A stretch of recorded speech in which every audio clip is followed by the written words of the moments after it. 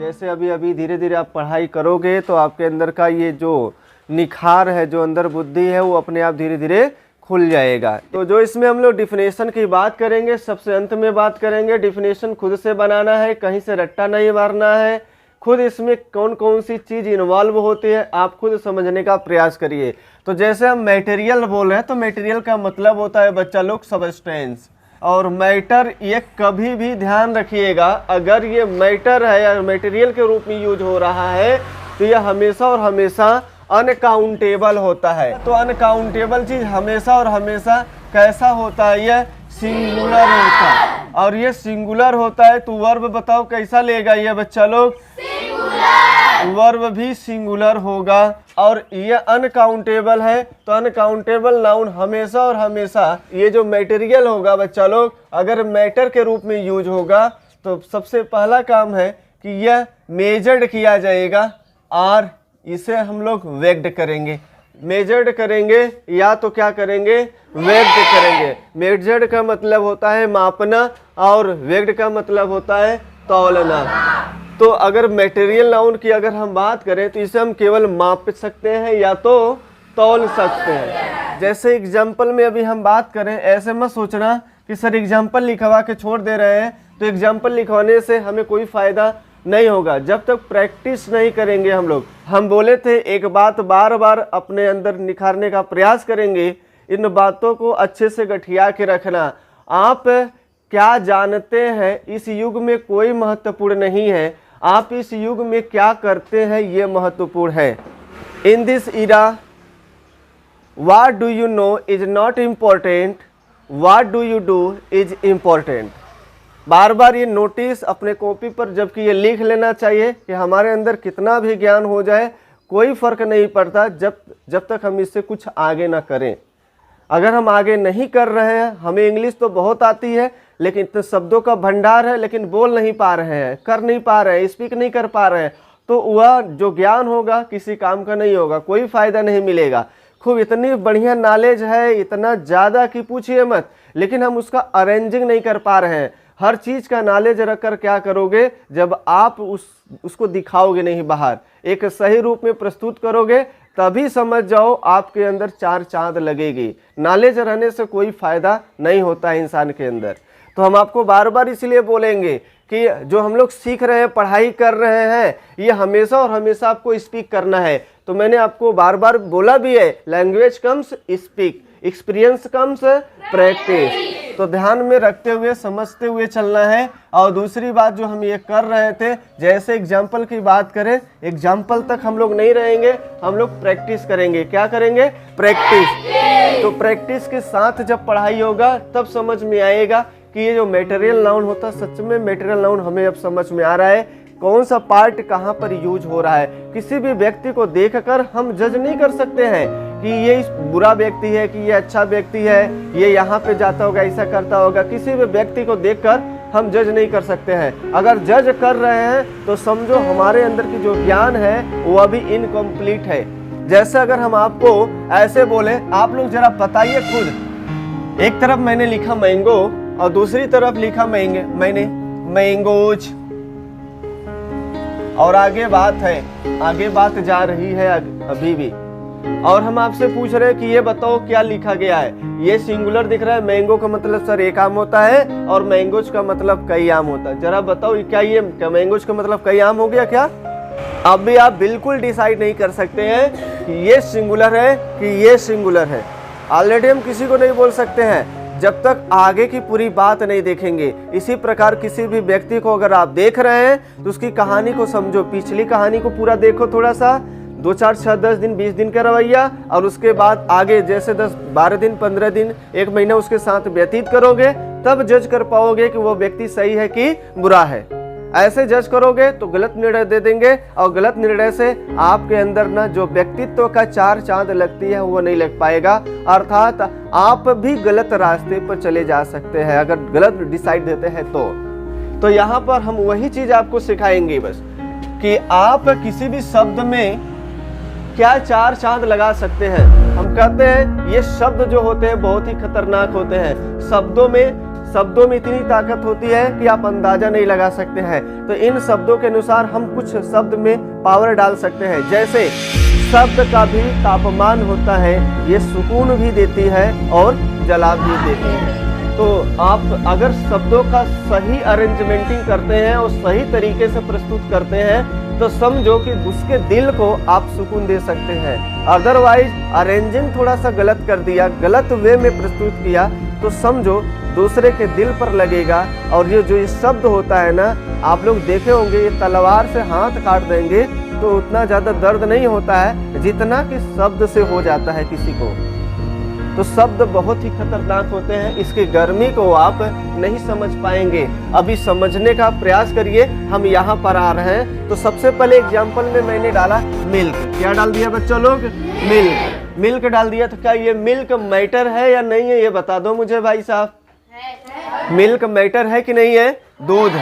तो ये मैटर हो। जैसे हमने कह दिया गोल्ड। क्या आपने गोल्ड का नाम सुना है बच्चा लोग कि नहीं सुना है? तो ये क्या है जरा बताइए आप लोग। मैटर। जैसे हमने बोल दिया बच्चा लोग सिल्वर। जैसे हमने बोल दिया बच्चा लोग सिल्वर, क्या ये मैटर है कि नहीं है?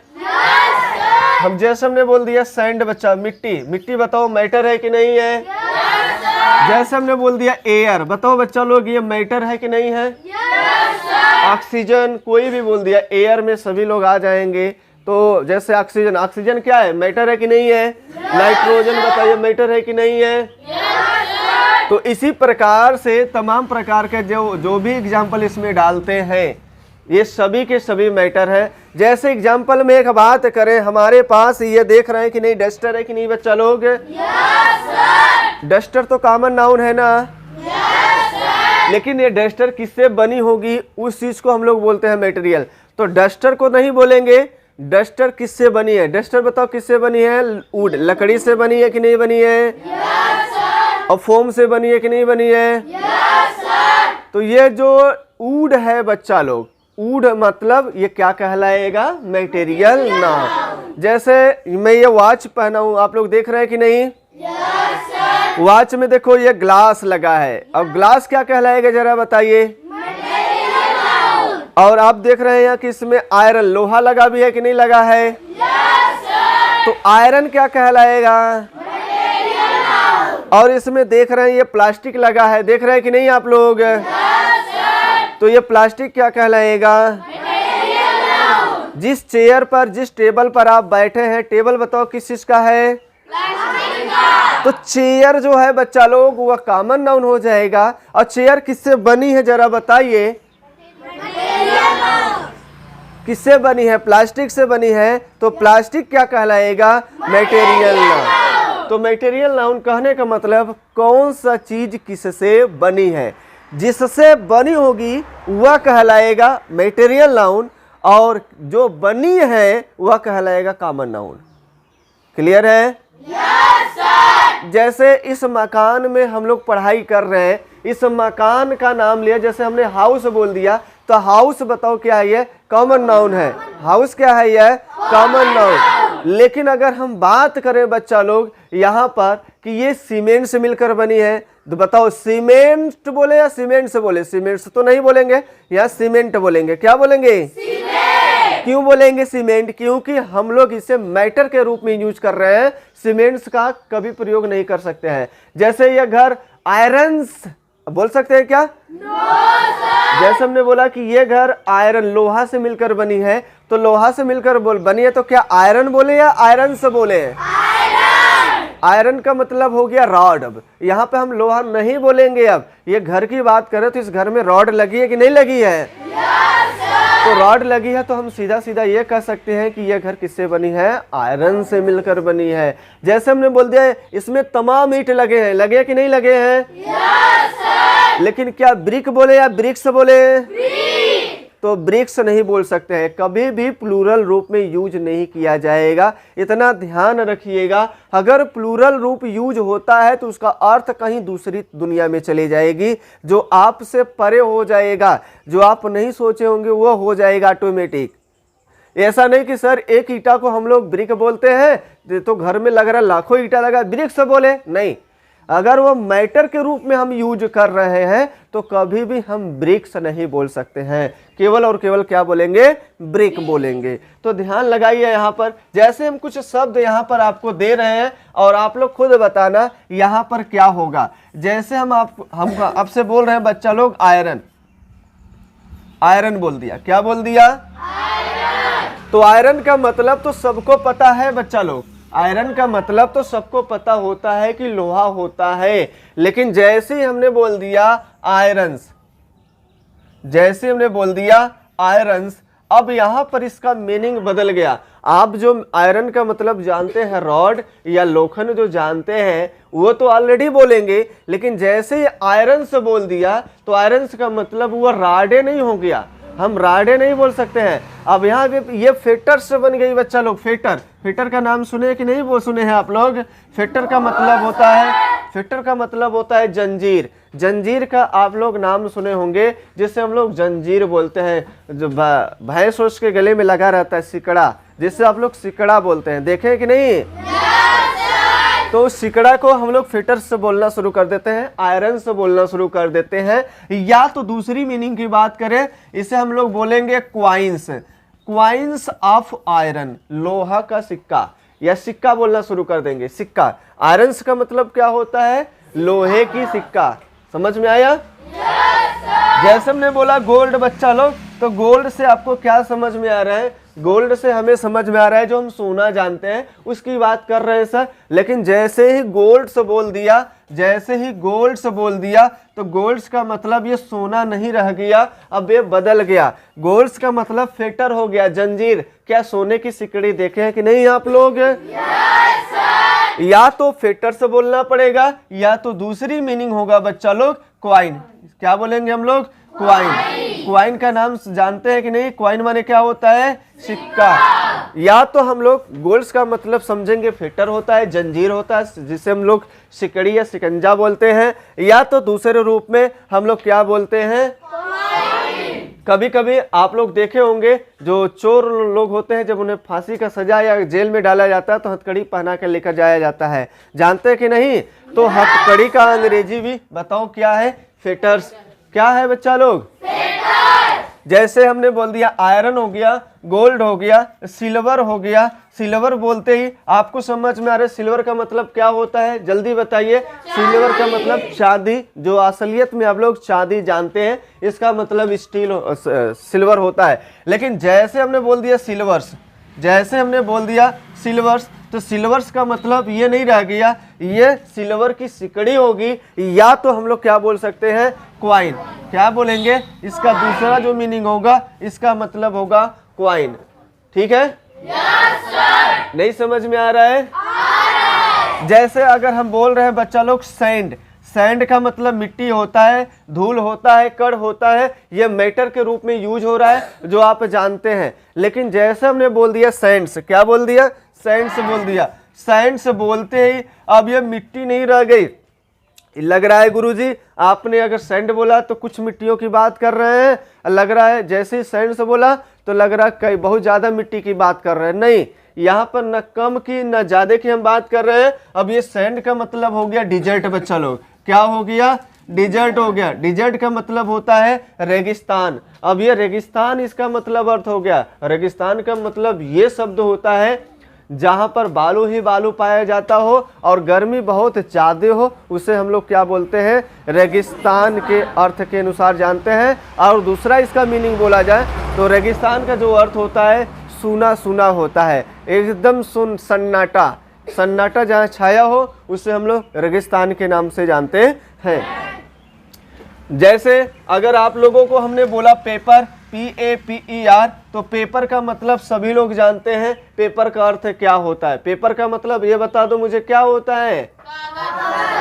कागज होता है। लेकिन जैसे ही पेपर्स बोल दिया तो ये पेपर्स का मतलब वह चीज नहीं रह गया। लग रहा है कि सर पेपर बोले तो एक पेपर की बात हो रही है, और पेपर से बोल दिए तो लग रहा 2 या 2 से अधिक पेपर की बात कर रहे हैं। नहीं, अगर हम मैटर के रूप में यूज कर रहे हैं पेपर, तो पेपर का मतलब हम चाहे 50 और 100 काउंट कर ले, ये हमेशा और हमेशा आपको पेपर ही बोलना है, पेपर्स नहीं बोलना है। और जैसे ही पेपर्स बोल दिया तो पेपर्स का मतलब कागजात हो गया। अब आपके पास जैसे घर की प्रॉपर्टी का कागज होता है, और तमाम दुकान का कागज होता है, गाड़ी का कागज होता है, या जैसे आप गाड़ी चला रहे हैं तो आपके पास डीएल ड्राइविंग लाइसेंस होगी, गाड़ी का कागज होगा, तमाम कागज होगा कि नहीं होगा? तो अगर आप कहीं गाड़ी लेकर जा रहे हैं और पुलिस चेकिंग कर रहा है तो क्या बोलेगा? पेपर दिखाओ कि पेपर से दिखाओ? तो आपको बोलेगा कि पेपर से दिखाइए। तो आपको समझना है बच्चा लोग कि इसका मीनिंग किधर की तरफ जा रहे हैं। जैसे हमने बोल दिया ऊड, ऊड का मतलब क्या होता है बच्चा लोग? लकड़ी। जैसे हमने बोल दिया ऊड, ऊड का मतलब क्या होता है? लकड़ी। ऊड का मतलब क्या होता है? लकड़ी। लेकिन जैसे हमने बोल दिया ऊड्स, तो ऊड्स का मतलब क्या समझ में आएगा ये बताइए? ऊड्स का मतलब यहाँ पर हम लोग बोलना शुरू कर देंगे जंगल। इसका मतलब क्या होना शुरू हो जाएगा? जंगल। इसका मतलब होता है प्रॉपर्टी, प्रॉपर्टी। इसका मतलब प्रॉपर्टी हम लोग बोलना शुरू कर देंगे, या कागजात के नाम से जानना शुरू कर देंगे। ऊड का मतलब लकड़ी होता है, और ऊड्स का मतलब होता है फॉरेस्ट। क्या होता है बच्चों लोग? फॉरेस्ट का मतलब क्या होता है? जंगल। क्या होता है? जंगल। जैसे हमने बोल दिया वाटर, वाटर का मतलब क्या होता है? पानी। वाटर का मतलब क्या होता है? पानी। लेकिन जैसे हमने इधर बोल दिया वाटर्स, तो क्या हुआ? वाटर्स का मतलब वही रहेगा जो थोड़ा सा पानी रहा तो सर वाटर आपने बोला, और खूब ढेर सारा पानी है तो वाटर से बोल दिया आपने। नहीं, इसका मतलब ये नहीं रह गया। जैसे हमने बोल दिया वाटर, तो वाटर का मतलब ये तो समझ में आ रहा है ये होता है, लेकिन जैसे हमने बोल दिया वाटर्स, तो वाटर्स का मतलब ये नहीं रहा। इसका मतलब हो गया ओशियन। ओशियन का मतलब हो गया महासागर। इसका नाम हो गया, काम बदल रहा है हर चीज का। तो आपको मैटर के रूप में इधर वाला यूज करना है, और ये बन जाएगा आपका कॉमन नाउन के रूप में। ये जो आप देख रहे हैं इधर कॉमन नाउन हो रहा है, इधर आपका ये मटेरियल नाउन है, इधर है मटेरियल नाउन, और जबकि इधर आपका क्या बन जा रहा है? Common noun. इधर आपका बन जा रहा है कॉमन नाउन। तो देखो शब्दों में, अगर हम पहले बोल रहे हैं शब्द बहुत अच्छे भी होते हैं, शब्द बहुत बुरे भी होते हैं। थोड़ा सा कुछ लगाने से या घटाने से या बढ़ाने से इसमें बहुत ज़्यादा चेंजिंग आ जाएंगे। तो मैंने यहाँ पे लिखा आयरन, आयरन, और इधर लिखा आयरन्स। तो देखो आयरन्स का मतलब जंजीर हो गया या लोहे का सिक्का हो गया। गोल्ड मतलब सोना, हम लोग ऑलरेडी जो जानते हैं मेटर के रूप में यूज हो रहा है। और जैसे ही गोल्ड से बोल दिया तो गोल्ड का मतलब क्या होता है? क्वाइन हो गया, ये सिक्का हो गया। और यहाँ पर सिल्वर बोला तो सिल्वर का मतलब सिल्वर होता है, और सिल्वर से जैसे ही बोल दिया इसका मतलब क्वाइन ऑफ सिल्वर। और जैसे ही सैंड बोला, सैंड का मतलब आप लोग मिट्टी जो जानते हैं, ये मैटर के रूप में यूज किया जाएगा। और सैंड से जैसे ही बोला तो सैंड का मतलब हो गया रेगिस्तान। तो इधर हमने पेपर बोला और इधर साइड हमने पेपर से बोल दिया। तो ये पेपर्स का मतलब कागजात होता है, और पेपर का मतलब यहाँ पर होता है जो हम मैटर के रूप में यूज करेंगे। इधर जैसे वुड का मतलब लकड़ी हम मैटर के रूप में यूज करेंगे, और वुड से बोले तो ये कॉमन नाउन के रूप में यूज करेंगे। इसका मतलब फॉरेस्ट होता है, जंगल होता है। और यहाँ पर जैसे हमने बोल दिया वाटर, वाटर का मतलब पानी, और ये मैटर के रूप में यूज करेंगे। और जैसे ही वाटर से बोल दिया गया तो वाटर्स का मतलब यहाँ पे बस यही निकल कर आएगा कि ये कॉमन नाउन के रूप में यूज होगा। इसका मतलब होता है ओशियन। तो यहाँ से आप लोग फटाक से पहले नोट डाउन करिए, इसके बाद हम लोग थोड़ी सी प्रैक्टिस कर लें। जैसे बच्चा लोग हमने बोल दिया लड्डू, अब यहाँ पर तो ई जाएगा कि आ रहेगा? सर आ रहेगा। दो चीज़ों की बात कर रहे हैं कि हमारे दुकान पर क्या क्या बेचा गया, लड्डू और रसमलाई। लेकिन अब यही चीज़ देखो, मैंने यहाँ पे सब्जेक्ट अभी प्लूरल बनाया है, और यहाँ से बचा हुआ पार्ट बताओ क्या कहलाएगा? ये प्रीडिकेट। इन्हें हम लोग क्या बोलेंगे? सब्जेक्ट। क्या बोलेंगे? सब्जेक्ट। और इन्हें हम लोग क्या बोलेंगे? प्रीडिकेट। तो ये प्रीडिकेट हो जाएगा बच्चा लोग। सब्जेक्ट को छोड़कर बचे हुए पार्ट को हम लोग प्रीडिकेट कहते हैं। तो यहाँ से यहाँ तक अभी जो हमने सब्जेक्ट बनाया है प्लूरल है, तो यहाँ से चेक कर लो, यहाँ पे अभी अब सर प्लूरल बना दिए हैं। अगर यहाँ पर हम इसी चीज़ को लिख रहे हैं और खुद देखिए ये सिंगुलर है कि प्लूरल है, लड्डू, तो यहाँ पर जो अपने पास लिखा गया है ये वाला शब्द देखिए वही चीज़ यहाँ पर भी लिखा गया है। यहाँ के अनुसार ये आर आ गया है और यहाँ के अनुसार यहाँ पे कैसे ई जा रहा है। तो हम जब तक पूरी बात नहीं देखेंगे, इसलिए बोला जाता है कि आप कोई भी डिसीजन लीजिए तो अगर यहाँ से पढ़ाई अगर सही तरीके से करते हो तो आपकी समझो बुद्धि तो बुद्धि खुलेगा ही खुल जाएगा कि अपने जीवन में हमें किस मोड पर क्या करनी चाहिए। और दूसरी बात, आप पढ़ाई में 4 चांद लगा देंगे। फिर हम आपका व्यवहारिक ज्ञान भी खोलने का प्रयास कर रहे हैं और ऊपर से सिखाने का भी प्रयास कर रहे हैं।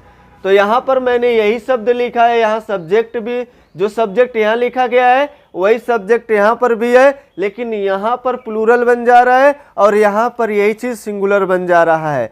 तो दोनों में डिफरेंस क्या दिख रहा है, कहाँ से पता चलेगा सर? जब तक हम पूरे सेंटेंस को नहीं देखेंगे तब तक हमें पता चलने वाला नहीं है। इज लगाएं कि आर लगाएं, हैज लगाएं कि हैव लगाएं, वाज लगाएं कि वर लगाएं, क्या लगाएं सर पता नहीं चलेगा अभी जब तक पूरा हम लोग सेंटेंस नहीं देखेंगे। तो अब यहाँ पे सेंटेंस देखते ही आपको पता चल रहा है कि सर जो लंच होता है ये मटेरियल नाउन होता है और यह मटेरियल नाउन के रूप में इनको इन पदार्थों को यूज किया जा रहा है। तो ये जो पदार्थ यूज किए जाएंगे, आपके थाली में रोटी है, चावल है, सभी है, वो लंच बन गई। क्या बन गई?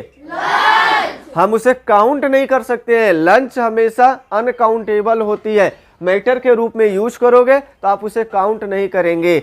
जैसे इस घर में तो लकड़ी लगा होगा, मिट्टी लगा होगा, सीमेंट लगा होगा, बालू लगा है, सब तो गिन रहे हैं, लेकिन जब मटेरियल की बात करेंगे तो हम इसे काउंट नहीं करेंगे। तो यहाँ पर ये बन गया बच्चा लोग, क्या बन गया? ये सिंगुलर। क्या हो गया ये? और जबकि यहाँ पर यही चीज क्या था? Subject plural. यहाँ पे प्लूरल बन गई और यहाँ पे सिंगुलर। इस चीज को हम लोग सब्जेक्ट बोलते हैं और ये सब्जेक्ट यहाँ पर बताओ किस रूप में आया है?